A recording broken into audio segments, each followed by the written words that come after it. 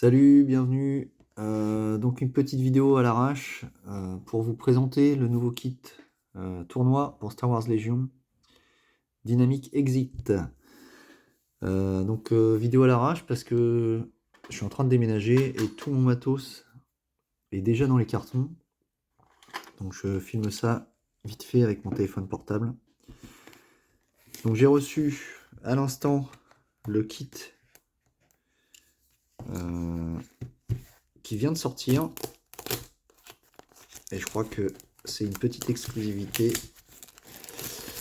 Et donc je vais vous montrer tout ça en direct. J'espère que le son n'est pas trop dégueulasse.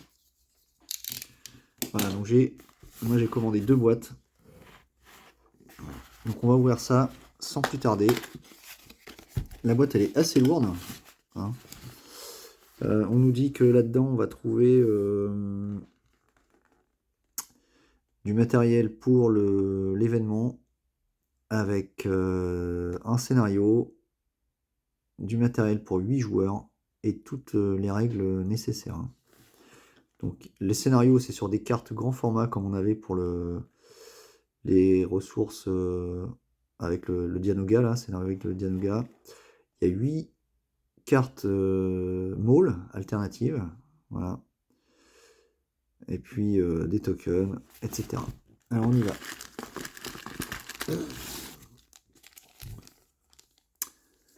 Donc on trouve, il y a 3 langues visiblement, 4 langues, hein. Donc on a l'allemand, l'espagnol, l'anglais, et puis on a le français. Voilà. Donc là-dedans, qu'est-ce qu'il y a? Équipement de slicer.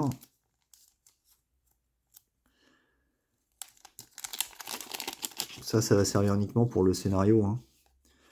Lorsque vous effectuez l'action désactivée, lancez des dés d'attaque rouge au lieu des dés d'attaque noire. Donc c'est une action gratuite qui permet de regarder secrètement un pion objectif, cargaison précieuse, qui est face cachée et situé à portée 2 et en ligne de vue. Donc on va voir dans le scénario exactement comment ça se passe. La carte de Maul alternative. Alors je vais vous la sortir en français. Voilà.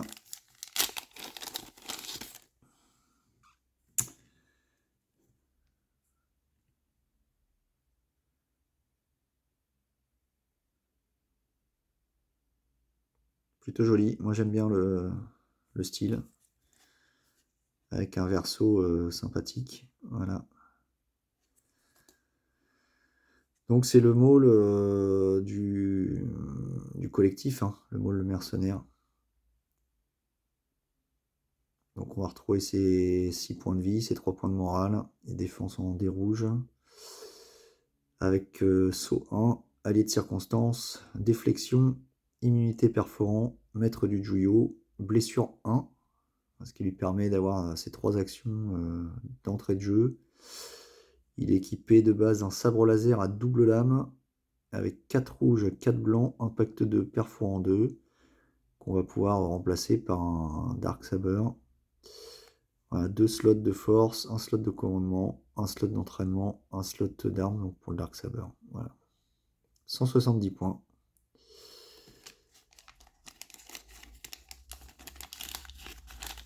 Ok. Ensuite, là, on a les cartes de scénario. Je vous trouve les cartes en français. Voilà. Donc, escapade mouvementée. Ça, c'est la petite règle.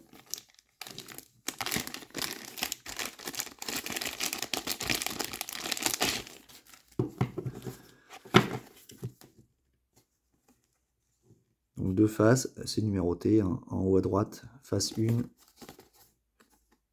face 2. Alors, la première face, elle explique le scénario. Une bande de mercenaires tente de s'infiltrer de nuit dans un centre de stockage isolé. Le secteur étant calme depuis plusieurs mois, les gardiens ont abandonné toute vigilance. Les forces attaquantes, ce sera le joueur bleu, ont identifié le bien le plus précieux et cherchent à localiser la cargaison correspondante pour s'en emparer, puis s'enfuir.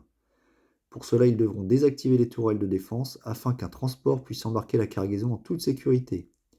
Pris au dépourvu, les défenseurs, joueurs rouges, doivent repousser les attaquants à tout prix et maintenir les tourelles actives. Donc, comme dans le scénario précédent, on ne peut pas utiliser les primes, l'infiltration, éclaireur X, ni mission secrète. Pour créer l'armée, on va utiliser le format escarmouche, donc on est sur une base de 500 points, sauf que le joueur rouge, lui, il ne pourra pas dépasser 400 points, et on ne peut pas inclure d'unités lourdes. Mise en place du scénario, on va modifier quelques étapes traditionnelles. À l'étape 3, placer le terrain. Le joueur bleu choisira son bord de table. Et on va pouvoir déplacer les éléments du terrain pour que les pions objectifs restent accessibles en fonction de la disposition qui est prévue par le scénario. Voilà. Mise en place, donc on va mélanger face cachée 6 pions objectifs qui seront des cargaisons. Ensuite, le joueur bleu regardera un de ces pions et il le conservera hors jeu, face cachée. Et donc ce pion deviendra le pion objectif cible. On ira placer sur le champ de bataille, face cachée, les 5 pions cargaisons précieuses restantes. Hein. Donc sur les 6 du départ, le joueur bleu en a gardé un en sachant ce que c'est. Et on va aller placer les 5 autres face cachée. On va placer également 3 pions objectifs terminal informatique. Ensuite, le joueur rouge va déployer toutes ses unités dans sa zone de déploiement. Puis ce sera au joueur bleu de déployer toutes ses unités de façon à être au contact de son bord de déploiement. Et enfin, le joueur bleu va sélectionner une unité commandant ou agent. Et l'équipe qui aura l'amélioration équipement de slicer, donc c'est la petite carte qu'on a vue tout à l'heure, hein, qu'on va donner à une équipe. Et puis les unités du joueur rouge vont garder un pion inattention, vont gagner un pion inattention.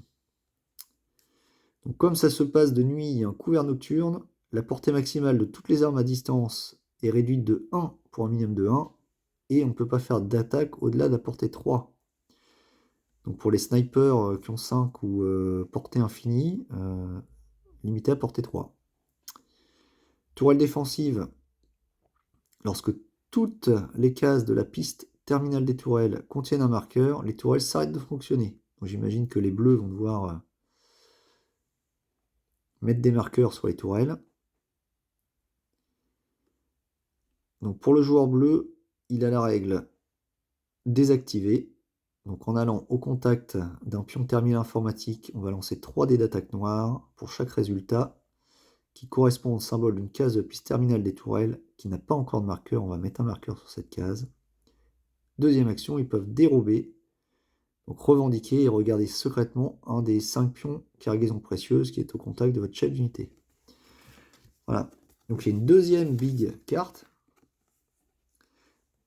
avec deux faces, 3 et 4. Donc sur 3, là on va avoir les règles pour le joueur rouge. Inattention, donc ça c'est les petits tokens qu'on met sur les unités au déploiement. Tant qu'une unité dispose d'un pion inattention, elle ne peut ni effectuer d'attaque, ni gagner de pion en attente, ni utiliser les mots-clés armée X, explosion X, tir de soutien. Dès qu'elle va subir au moins une blessure, une suppression après avoir défendu, ou début de son activation en étant engagé, on va lui retirer son pion inattention. Voilà, donc le bleu, en fait, il doit essayer de ne pas tirer, ni de venir au contact du rouge pour que le rouge puisse pas attaquer. Voilà.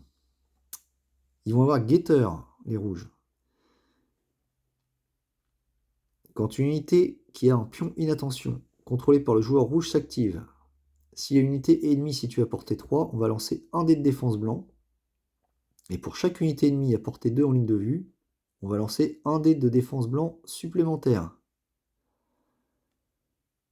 Et le dé blanc devient un dé rouge à la place si l'unité est à portée 1. Sur un résultat, symbole, donc bouclier ou adrénaline, on va retirer le pion inattention. Bon, ça a l'air d'être un petit peu une usine à gaz quand même. Les unités du joueur rouge gagnent 3 compétences. Alertés, donc s'ils n'ont pas de pion S'ils n'ont pas de pion inattention, ils vont choisir un allié à portée 1 et lancer un dé de défense rouge sur un bouclier. On va retirer le pion inattention de l'unité choisie. Les unités de soldats à petit socle du joueur rouge gagnent aussi rétablir. Donc si le chef d'unité est au contact d'un pion terminal informatique, on va lancer 3 dés d'attaque blanc. Pour chaque résultat correspondant au symbole d'une case de la piste terminale des tourelles qui a un marqueur, on va retirer le marqueur. Et les unités commandants et agents gagnent aussi vérifier le manifeste. Donc là, au niveau d'un terminal informatique, on va pouvoir regarder un pion cargaison précieuse qui n'est pas encore revendiqué sur le champ de bataille. On va lancer un dé de défense blanc et un dé de défense blanc supplémentaire pour chaque pion cargaison précieuse revendiqué. Sur un symbole, donc résultat bouclier ou adrénaline, on va poser un marqueur sur la piste confirmation du manifeste. Et une fois qu'on aura mis 3 marqueurs, on va révéler le pion objectif cible. Alors les pistes, elles sont là. Hein. C'est la 3e grande carte, qui elle n'a donc qu'une face, enfin une face avec une illustration et la face. Donc on va retrouver la piste terminale des tourelles. Donc là, les joueurs bleus vont venir mettre des tokens. Quand il y a des tokens partout, les tourelles sont désactivées. Tant qu'il n'y a pas de tokens partout, le joueur rouge peut enlever des marqueurs. Et puis là, on a la piste confirmation du manifeste. Le joueur rouge va venir mettre des marqueurs ici. Et quand il a mis les 3 marqueurs, on va révéler le marqueur cible. Voilà. Pour le déploiement, format escarmouche, hein, donc on est sur un terrain carré en 3 pouces par 3 pouces. Donc le joueur rouge commence dans son carré là et le joueur bleu va commencer sur le bord opposé.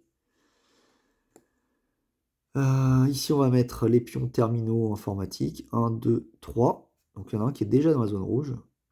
Et puis là on va mettre les 5 pions cargaison précieuse que le joueur bleu va devoir aller récupérer. On a une petite réglette de portée 0,5. Bon, ok.